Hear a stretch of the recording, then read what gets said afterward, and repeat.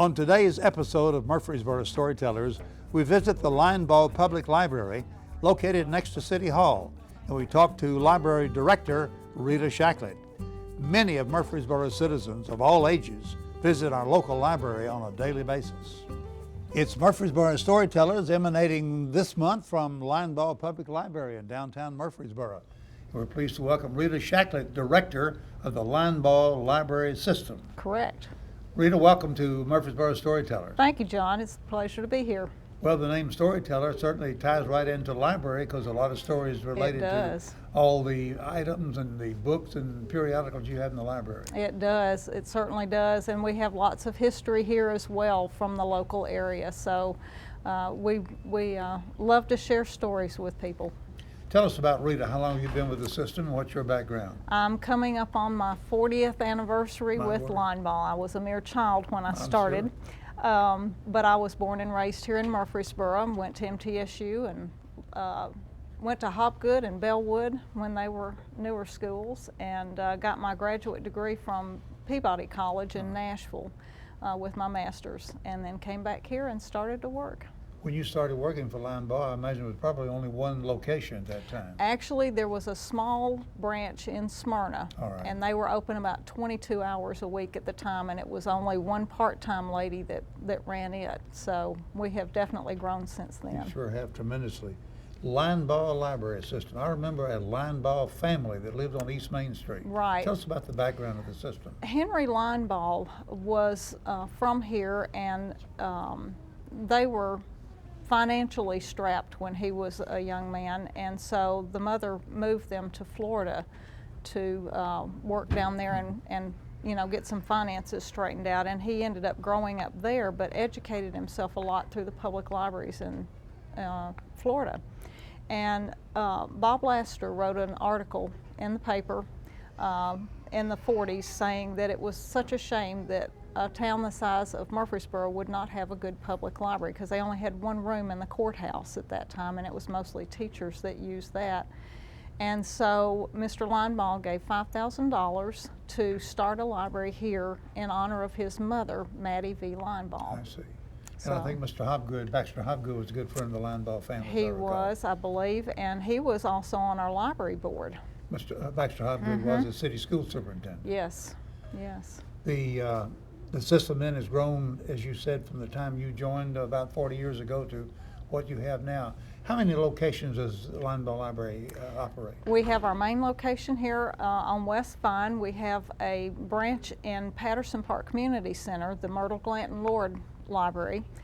We have the branch in Smyrna, which has now grown so much more. It's open about 59 hours a week and has a staff of about 17. And we have a branch in Eagleville. And we also have a bookmobile. You used to have a bookmobile. You told me one of only 3 counties in the state that still operate bookmobiles. We have only one of 3 bookmobiles left in the state of Tennessee. How does the bookmobile function? Does it circulate throughout the city, throughout the county? It does. It goes throughout the county. We have 2 drivers, and we have staff that go out with them, and they go out 4 full days a week and 1 Monday once a month. So we've tried to pick up the nursing homes and assisted living and daycares that the regional library system used to do and can no longer take care of. So that way someone would not have to come directly to one of your locations, but correct. Check out books, turn in books right there with the mobile. That's right. Yeah, wonderful. So. Now, you operate under a system of 2 boards, you tell me. Tell me about that. We have a joint library board. We have a city board of 7 members and a county board of 7 members. And so they jointly operate the library system. We are funded with monies from the cities of Murfreesboro, Eagleville, and Smyrna and Rutherford County, but we are employees of the library board, so we are not city or county employees. Who are the chairs of your 2 boards? We actually have 1 chair, and that's Christy Lee from Smyrna, and our vice chair has to come from the city board, so that's Gary Green. Okay, or I guess conversely would have to be as long as 1 is from the county board and 1 represents the city board. And are they appointed by their respective councils, or? They are. That you submit applications to either the county or the city of Murfreesboro, and then the council or the commissioners appoint them. How many employees does Linebaugh system have? We have about 72 at this point, system-wide. We have about 33 full-time and the rest are part-time. And a budget of approximately? A little over $2 million. I see. Well, wonderful. It certainly has grown and developed as the community has. It has. And serves some wonderful purposes. I was thinking with the internet, with things that are available to everybody today for communications, getting information, folks still need a library where there are actual publications available, right? They do. It's interesting, John. I heard a piece on NPR a couple of weeks ago, and I think sometimes people so much associate libraries with books. Right. And that is so true. It's hard to get away from that, but technology is a big piece of that as well. But they were saying that books will always be around. The format that it's in may be different. It may be print, it may be electronic, or it may be who knows what. But it's the format that might change, but the book itself will always be around, and we're obviously a source of information. Absolutely. And I think for children, people worry about the e-books and things, but for children, I think to hold a book in their hands, each book feels different, the colors are more vibrant, and children learn responsibility and learn to take care of and value a book.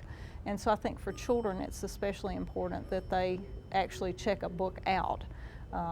But we do everything from e-books and DVDs and audio books and databases that are online, and you see things changing, and you'll see a lot of changes here that we've been doing recently as we've started implementing our new strategic plan and looking at what the community wants and needs from their public library. You mentioned the children. One of the fondest memories I have of years gone by was reading to my granddaughter, which I think led her to get interested in reading herself. Right. And has always been an avid reader. And our story times are still some of the most popular things that Tell we us have. about that now. How does that operate? We have public story times on Tuesday, Wednesday, and Thursday, and now you just walk in if you're here and want to come. They start at 10 o'clock.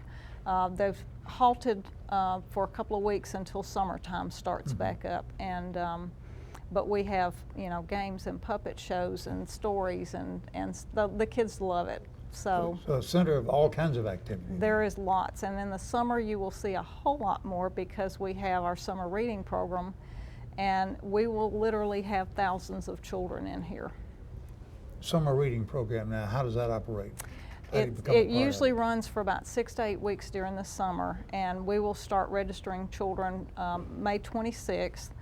You come in and register, and you get a reading log, and you read so many books for your age category, and they'll have a halfway prize and a final prize. They have entertainers coming, magicians, and just all kind of animals. We have snakes and everything else in here. I hide in my office that day. Literally. But we are starting. We're really excited this year. We have purchased a database where they'll be able to track their reading online this year. It's called Wandu, and our summer reading this year is every hero has a story, and they're looking not only at your superheroes, but your local heroes, your soldiers, your mothers, your fathers, your firefighters, your policemen, your teachers. Everybody has a story, and everybody is a hero. How do you relate to the state library system? The state has what they call a regional library system, and they just restructured. I believe there's either 5 or 7 regional libraries across the state of Tennessee, and each one of those kind of takes care of a certain number of counties. And the public libraries there, and they'll provide in-service training, guidance, those kinds of things, and help with different things. But we have 4 metropolitan libraries in the state of Tennessee, and that's Nashville, Memphis, Knoxville, and Chattanooga. We're actually the fifth largest library system in the state of Tennessee. We're right under the big boys. All right. And they are not under a regional system. Those 4. Right, but when you're in the regional system like we are, we get databases and things like that are paid for through the state, and that gives us access to so much more. As far as funding, you don't receive any state funding? We don't get any state fundings. per se. We get them through the regional library, Okay. but we don't get them directly. Should have asked you earlier, how about access to the library? Does somebody have to have a library card like you once had? You have to have a library card. We're actually looking into the possibility in a few years of having a virtual card. But right now you still need that library card with the number, and we have, I think it's about 150,000 library card holders. And once you have a card, that's a permanent It is. Your possession? privileges expire every year. You just need to renew your privileges, but your card is still good. You just call us up and make sure all your information's correct, and While I'm here, I ready to need to go. renew my privileges. There I you guess. go. Okay. There you go. And that allows you to get online and use a lot of the databases that you can do from home. And we have an e-reader database, and so you can check out ebooks. And you never really have to come in here, although we'd love to see you. Sure. But that gives you access from home.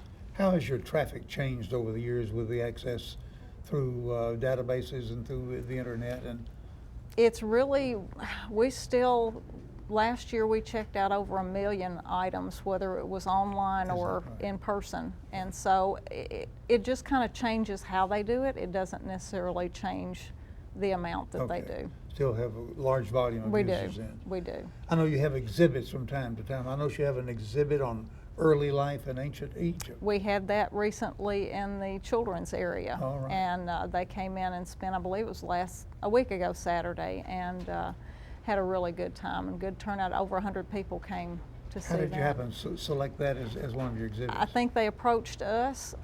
It was some graduate students from MTSU. Oh, okay. But we look for exhibits through the state and nationally. American Library Association often has exhibits and things that they will offer. You kind of apply like you would a grant. Mm-hmm. But we've had things on presidents. We've had, matter of fact, the battlefield just had one a few weeks ago that they had a display up Stone here. River National Battlefield. Okay. So we have all kinds of interesting displays. Yeah. Tell us, if you had one wish of a need that you have, what is any one overriding? Right now, I think it would be the kind of the finalizing of our what we call the CTC project. Okay. It's a community Yeah, technology tell us about center. that. We have been working very hard over the last year to create a community technology center, especially in the Hobgood areas where we're looking. And this is actually a bookless library. There are no books there. It is all technology. But there would be meeting and study rooms, banks and banks of computers. Our IT staff would be largely there. We would still have computers in our different branches, but not as many. We would continue our computer classes. There is such a great need. We get calls all the time for meeting space, and we just don't have it. We're out of space. And so this is an area that we feel could be beneficial. It's still in the downtown area. Mm-hmm. You're close to Hobgood, to Central Magnet, to MTSU. We have such a large number of small business people in Murfreesboro and Rutherford County, and a lot of these are run out of people's homes. And so if you want to meet with a client, where do you go? If you don't want to pay, Sure. there's not many options. And about a year and a half ago in Bexar County, and it's B-E-X-A-R, not B-E-A-R. Okay. We were calling it Bexar, but it's actually Bexar County in Texas, which is the county that San Antonio is Okay. in. They created the very first bookless standalone library. A lot of libraries have these within their facilities now, but not as a standalone facility. And Gary Green, who is our vice chair, has really taken this project on, and he's the chair of our CTC committee. He went down and actually toured the library and talked with the director, and they said the thing that they would add, if they could do it again, would be to add more meeting rooms. So we're looking for meeting rooms, study rooms, computers, projectors, all those kinds of things would be available, and you would literally check out that room or check out a computer for a certain period of time. So we could do trainings for small businesses, you could meet with clients, students could work on projects together. We're looking at creating some maker spaces with 3D printers and some CAD software that will really work with the STEM and STEAM programs that they have in the schools.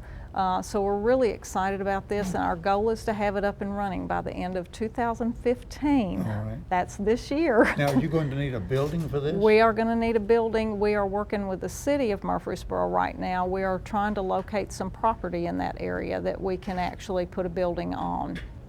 But we're going to need probably about 6,000 to 6,500 square feet.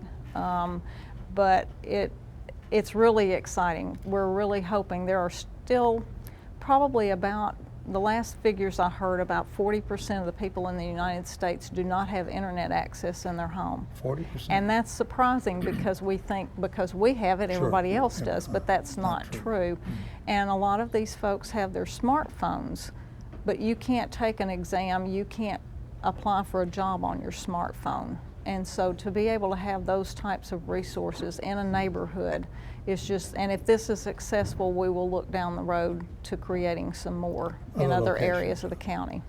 I believe there's an expansion plan for Hopgood School. What is a possibility it might be included in that? Well, we will certainly open to look it, at I'm that. sure. We are open to that, but I think if I had a wish, it would be able to have enough money to be able to do this right and have it up and running within the next, I'd say, 8 months or so. And prefer to have a freestanding independent Yes. building from other locations. Right. Well, that's an exciting project. It I'm is sure. exciting. It's really exciting, and technology changes every day. It sure So does. we have a great IT staff. It's small, but we have a great staff that are very forward-thinking and keeps us right on the edge. Other locations in this area that have a similar facility? The only thing that we have seen are some businesses that are renting out office space that has the computer and the phone and all of that, but those are more for long term. If you were going to be here for a week and needed an office space, those kinds of things. So we don't really see any overlap there. Okay, Ours are sure. just the hour or a couple of hours, or doing a training for your Right. small staff, in an hour or two. So.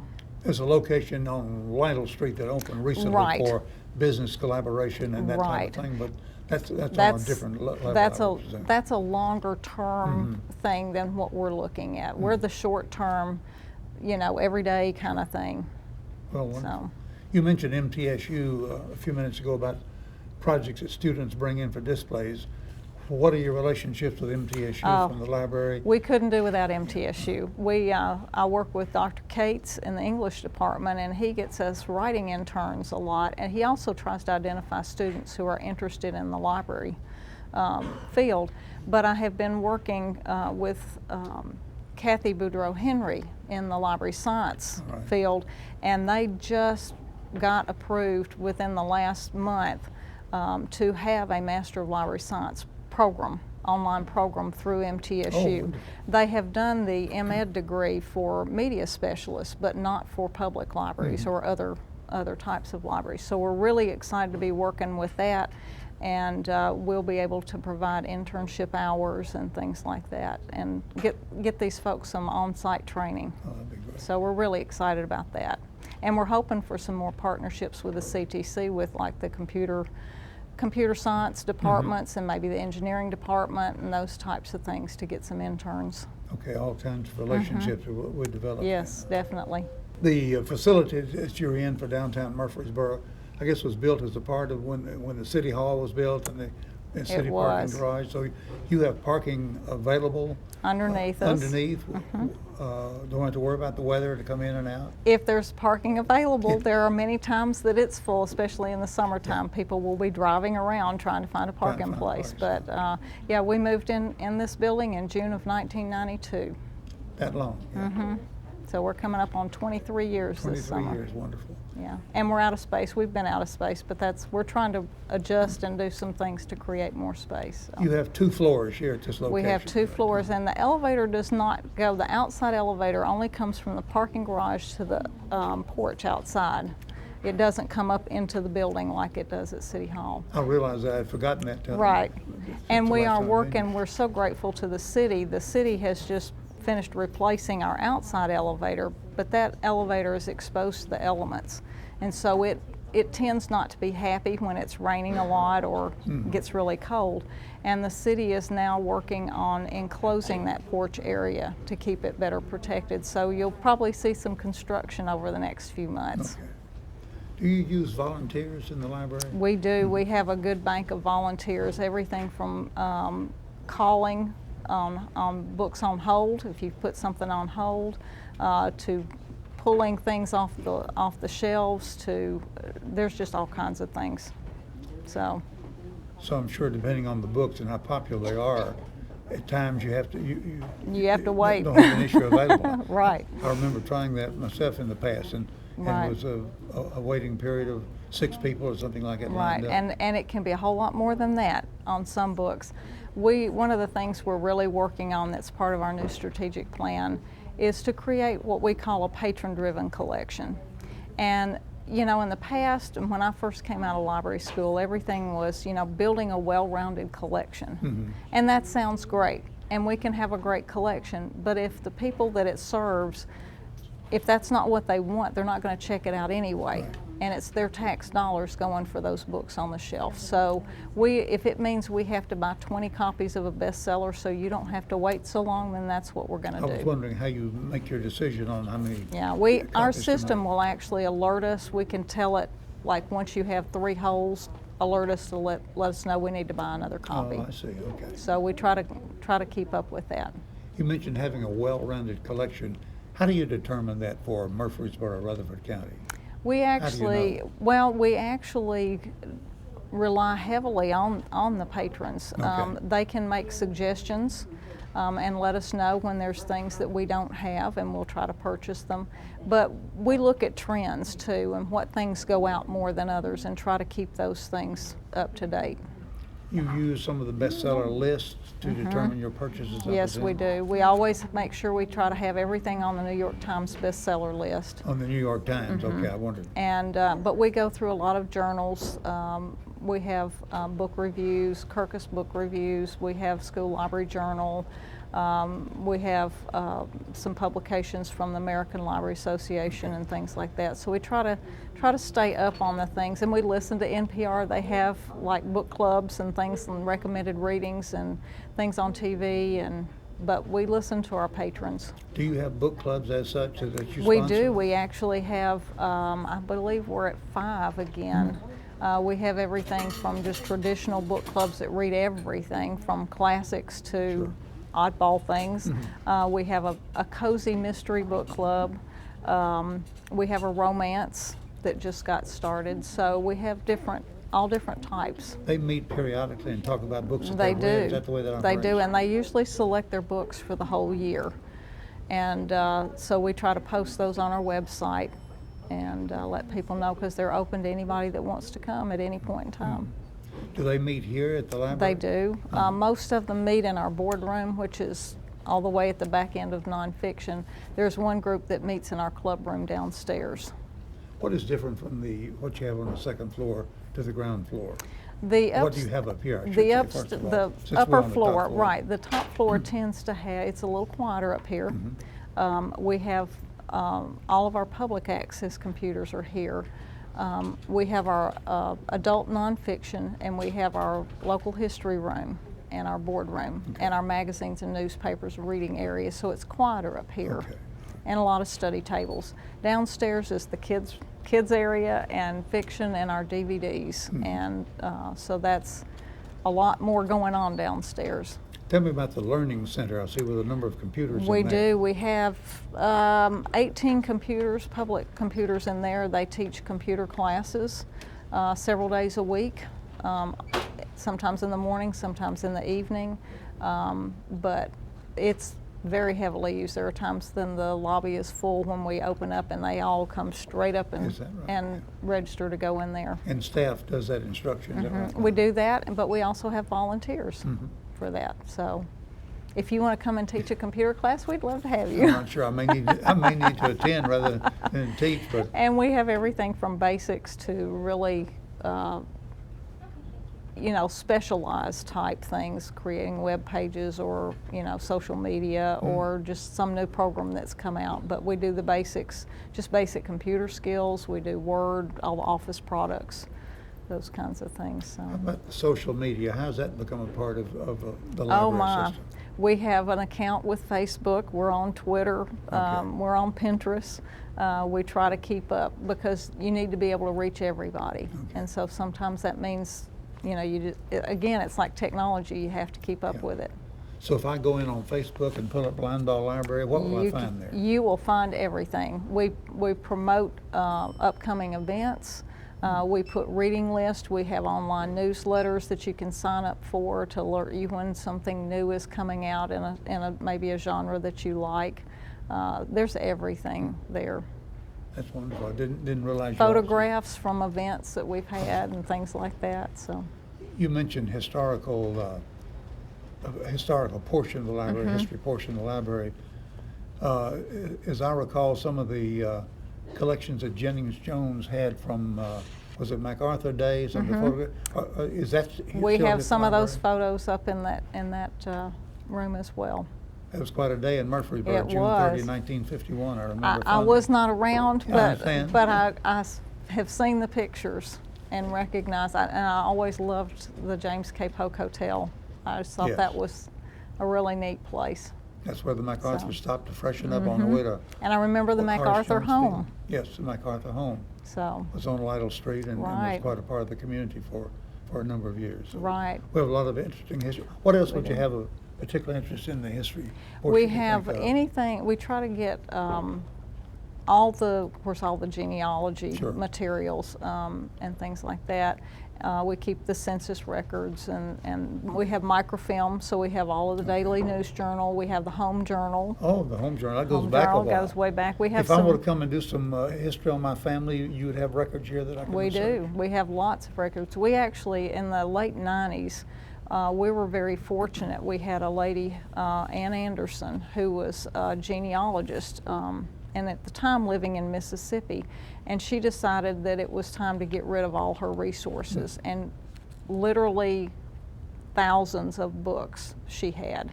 And so we went down to Mississippi with a U-Haul and we brought all of it back and put it into the collection. So we have not just the things local, but things, areas like North Carolina, Virginia, things like that, other states where they might have traveled to Tennessee from there. So we try to make sure we have everything for Rutherford County and then Tennessee, and then we branch a little farther out. So. Well, Rita, we thank you. This is fascinating. Thank you, I've learned a John. lot more about our library than I thought I knew. And it's so good to see you. And we just hope that this will encourage other folks to become your customers. Most certainly. And if they have a question, just give us a call. All right. Thank you. Thank you. We've had as our special guest today Rita Shacklett, Director of the Linebaugh Library System for Murfreesboro and Rutherford County. Thank you for joining us for Murfreesboro Storytellers.